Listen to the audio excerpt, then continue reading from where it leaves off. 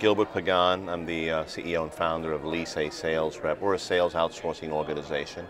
I formed the business about 8 years ago in the basement of my house in Staten Island, New York.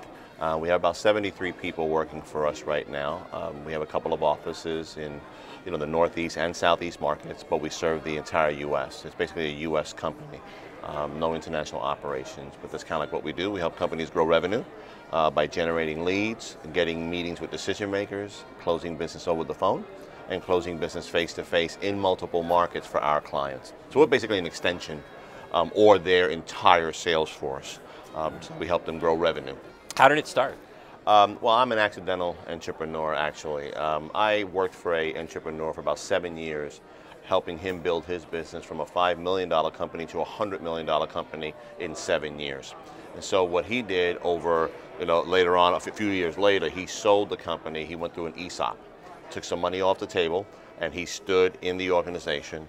And what happened there, the investors put a level of management above us, so we basically hit the glass ceiling. I couldn't grow anymore. He wasn't going anywhere. He was still going to be CEO. Then I went to 3 other companies. I got fired from every single one. Didn't play well with others, insubordinate, didn't play well in the sandbox, didn't take orders, didn't know that I was an entrepreneur. After working alongside him for about 7 years, I didn't know that, so I had to go through that process. And then I realized that I was. Everyone was telling me for years, why are you working for someone else, generating millions for them, why don't you go into business for yourself? I blew it off, and at the end of the day, when I went through that process, which I had to go through, then I realized that I was an entrepreneur, so I started the business in the basement of my house. Quite frankly, I had to feed my family. I had bills to pay. I had, mortgages and kids in school and, all those kind of things. I had expenses. And so I started the business. What was your experience with funding the company? I bootstrapped it. I have not gotten any angel investors. I have not gotten any VC money, none of that kind of business. I started it on credit cards. I started it on credit lines. I got home equity loans. Basically, I put the proverbial house on the line. My model was not infrastructure heavy. So I'm not in manufacturing, any factories and product and stuff. It's really a service business. So when I started in the basement of my house and I started to grow it, and I started getting contracts, so I was making money, and I didn't have real overhead, because obviously, other than my living expenses. And I got to the point where we got so busy, I needed to open up a small office. So I opened up a small office in Manhattan, 150 square feet. I put one desk against one wall, I put one desk against the other wall, and we started dialing for dollars. I hired a sales guy, and we were just in a room, just dialing for dollars, getting contracts, working for our clients, cold calling, doing all those kind of things to grow the business. So my capital cost was relatively low, and I already had clients.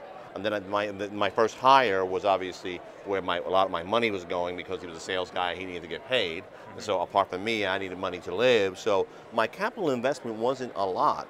Then as I started to grow, then I had to get more office space, and I had to invest in more systems and databases and phone systems and computers. I was very careful. I made sure that we had money coming in while I was growing the business. So I was, and sure, I took on debt, and then some things happened where I didn't have a lot of customers, and then we had all that debt, and well, welcome to entrepreneurship. The way you described it right there, you talked about the ebbs and flows.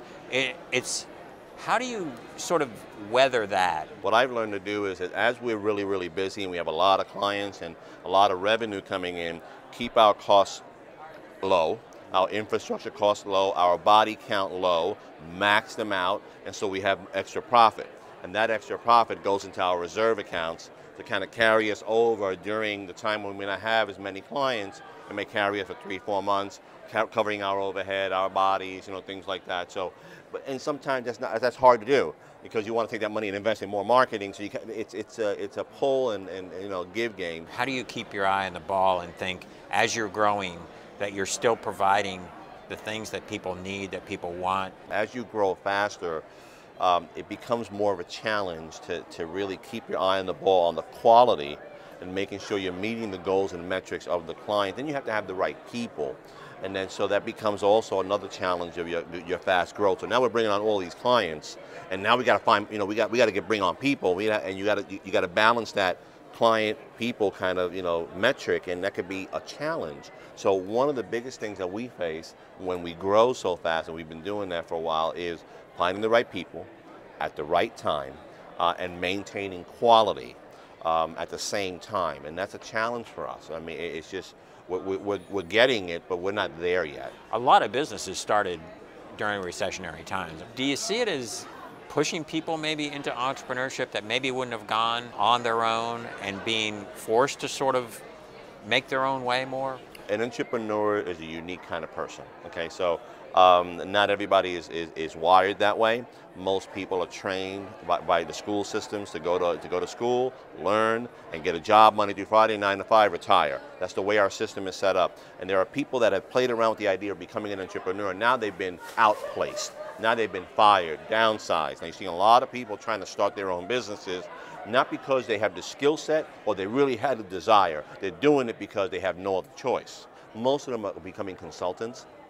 I'm seeing a lot of consultants, marketing guy this or a financial officer that. They're kind of starting their own consulting firm while they're trying to find a full-time job. So they're not really committed to being an entrepreneur. They're just doing it to keep themselves busy, occupied. Hey, this may work, and it may. They may come across a good idea like I did. I want to do it because I got to feed my family.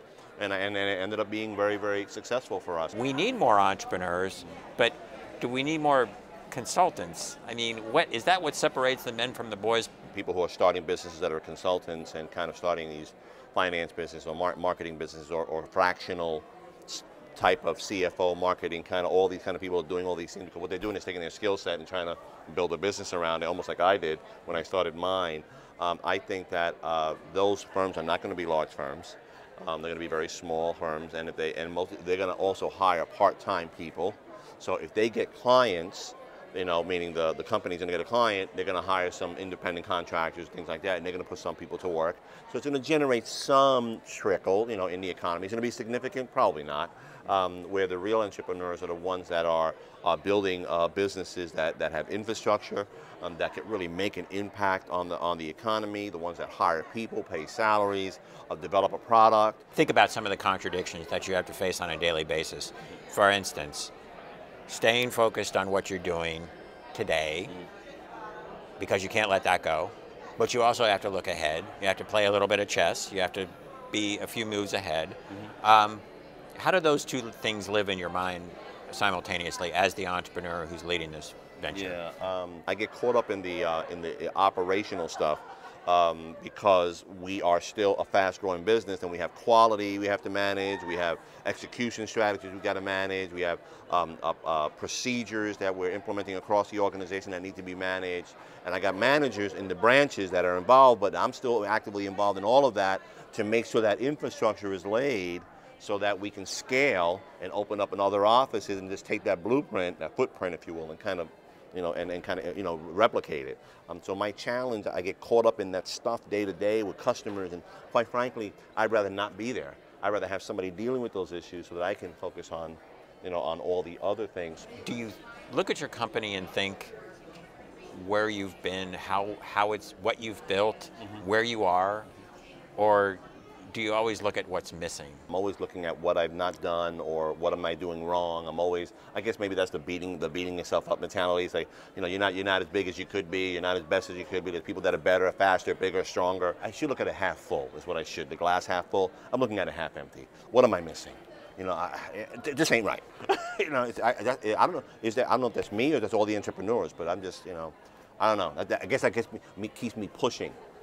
Pushing forward, never satisfied. Come on, let's keep this thing going. Have you had a moment where you've thought maybe about your dad or about your family and thought, I'm doing something here that really is genuine to who I am, and it's different from working for somebody? I just never expected it.